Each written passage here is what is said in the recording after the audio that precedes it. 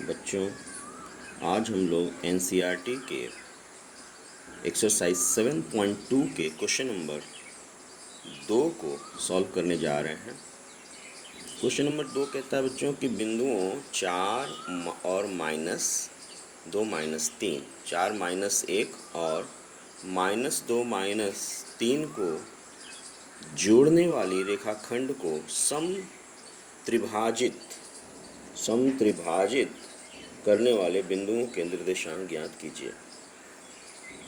बिंदुओं 4 -1 है, दो बिंदु हैं, एक है 4 -1 और दूसरा है -2 और -3। ये दो बिंदु हैं बच्चों, और इस दोनों बिंदुओं को जोड़ने वाला जो रेखाखंड है उसको हमें 3 बराबर भागों में, समत्रिभाजित का मतलब होता है 3 बराबर भागों में बांटना। तो 3 बराबर भागों में बांटना है। तो बाकी जो दो बिंदु आएंगे जो कि इसको समत्रिभाजित करेंगे, उनका निर्देशांक आपको पता करना है। तो जैसा कि आप चित्र में देख रहे हैं, ये हमारा रेखाखंड AB है। ए का निर्देशांक है 4 -1, बी का है -2 -3, और इनके बीच में दो और बिंदु आ रहे हैं C और D, जो कि इस पूरे रेखाखंड को 3 बराबर भागों में, ये और ये बराबर है, 3 बराबर भागों में बांट दे रहे हैं। तो आपको करना क्या है कि C और D का आपको निर्देशांक ज्ञात करना है। तो हम बच्चों इस प्रश्न को दो पार्ट में सॉल्व करेंगे। पहले हम C का निर्देशांक निकालेंगे और फिर D का निर्देशांक निकालेंगे। तो जब हम C का निर्देशांक निकालेंगे बच्चों, तो हम मान के चलेंगे D यहाँ पे नहीं है। तो बिंदु C क्या करेगा, इस रेखाखंड को एक संबंधे 2 के अनुपात में बांटेगा। कैसे? इसलिए क्योंकि ये 3 बराबर भाग हैं, यहाँ से यहाँ तक एक भाग, फिर ये भी एक भाग और ये भी एक भाग, तो पूरे 3 भाग हो गए। तो जब C की बात करेंगे तो यहाँ से यहाँ तक एक भाग हो गया, और फिर यहाँ से यहाँ तक 2 भाग हो जाएंगे, ये वाला और ये वाला। तो ये जो C जो है, C की जब बात करेंगे तो हम कह सकते हैं कि C इस पूरे रेखाखंड को एक संबंधे, इधर चूंकि 2 भाग है तो एक संबंधे 2 भाग में बांट रहा है। बिल्कुल इसी तरह जब D का निकालेंगे बच्चों, तो हम C को मान लेंगे C यहाँ नहीं है, तो 2 भाग बच्चों इधर हो जाएगा, एक भाग इधर हो जाएगा। तो उस समय D जो है AB को 2 संबंधे 1 के अनुपात में विभाजित करेगा। तो C जो है एक संबंधी 2 के अनुपात में विभाजित कर रहा है, और D जो है 2 संबंधी 1 के अनुपात में विभाजित कर रहा है। इसको लेके हम फार्मूला लगाएंगे, और फार्मूला लगाने के बाद हम C और D का निर्देशांक निकाल लेंगे। तो आइए देखते हैं बच्चों इसको कैसे किया जाएगा। सबसे पहले C की बात करते हैं। तो ये हमारा बिंदु वही है 4 -1 और -2 -3। ये एक संबंधी 2 के अनुपात में विभाजित कर रहा है C, क्योंकि इधर एक पार्ट है और इधर 2 पार्ट है। अब इस बिंदु का निर्देशांक निकालना है, तो हमने मान लिया इसको XY। अब जब x का मान निकालना होगा बच्चों, तो फार्मूला मैंने आपको बताया हुआ है, विभाजन सूत्र।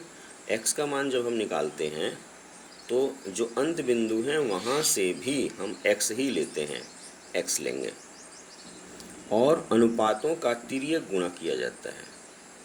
यानी 2 का गुणा 4 में करेंगे और 1 का गुणा इधर -2 में करेंगे।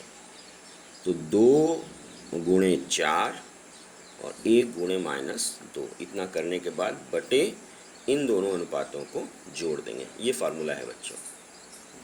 तो 2 गुणे 4 हो गया यहाँ पे ये, और 1 गुणे -2 ये हो गया, बटे 1 धन 2 यानी 3। तो 4 दूनी का 8 -2 बटे 3, तो 6 बटे 3 यानी 2। फिर y निकालते हैं बच्चों। y निकालने के लिए बच्चों अब दोनों जगहों से हम y को लेंगे। तो यहाँ से y लेंगे, ये -1 हो गया, यहाँ y हो गया -3, और फिर वही तिर्यक गुणा करेंगे। तो 1 का गुणा -3 के साथ करेंगे, और 2 का गुणा -1 के साथ करेंगे। तो 2 का गुणा -1 के साथ किया, -2 हो गया, और 1 का गुणा -3 के साथ किया तो -3 हो गया। तो -2 -3, और बटे इन दोनों को जोड़ दिया, 2 धन 1 3, तो -5 बटे ये बच्चों सी का निर्देशांक आ गया। अब आते हैं डी के निर्देशांक पे। जैसा कि मैंने बच्चों को बताया था कि ये बिंदु डी है। जो बिंदु डी होगा तो डी के लिए इधर एक पार्ट होगा और इधर दो पार्ट होगा, तो दो संबंधी एक का अनुपात होगा। तो डी का निर्देशांक मान लिया एक्स वाई है या अल्फा बीटा, जो भी आप मान लो, तो फिलहाल हमने एक्स वाई माना हुआ है। तो एक्स बराबर, फिर वही तिर्यक गुणा, दो का गुणा इधर करेंगे, एक का गुणा इधर करेंगे। एक्स निकालते समय दोनों साइड से एक्स लेंगे, वाई निकालते समय दोनों साइड से वाई लेंगे। तो एक्स निकाल रहे हैं चूँकि, तो दो का गुणा इधर होगा -2 के साथ, ये देखिए, और एक का गुणा -1 के साथ होगा, सॉरी, एक का गुणा 4 के साथ होगा। एक्स ही लेंगे, दो का गुणा -2 के साथ और एक का गुणा 4 के साथ। 2 गुणे -2 धन 1 गुणे 4/3, तो -4 धन 4/3, 0/3 यानी 0। और y कितना हो जाएगा? y के लिए फिर यहाँ से दोनों जगहों से हम y लेंगे, ये, और फिर तिर्यक गुणा करेंगे, 2 का गुणा -3 के साथ और 1 का गुणा -1 के साथ। तो 2 गुणे -3 धन 1 गुणे -1 यानी -6 -1/3 यानी -7/3, यानी डी का निर्देशांक हो जाएगा 0 -7/3 और सी का निर्देशांक होगा बच्चों 2 -5/3। तो ये इसका हल है।